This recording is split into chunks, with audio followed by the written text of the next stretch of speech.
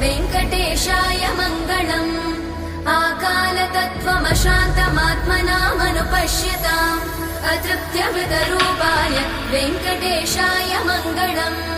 प्रायस्वचरणौ पुंसां शरण्यत्वेन पाणिना कृपया दिशते श्रीमद् वेङ्कटेशाय मङ्गलम्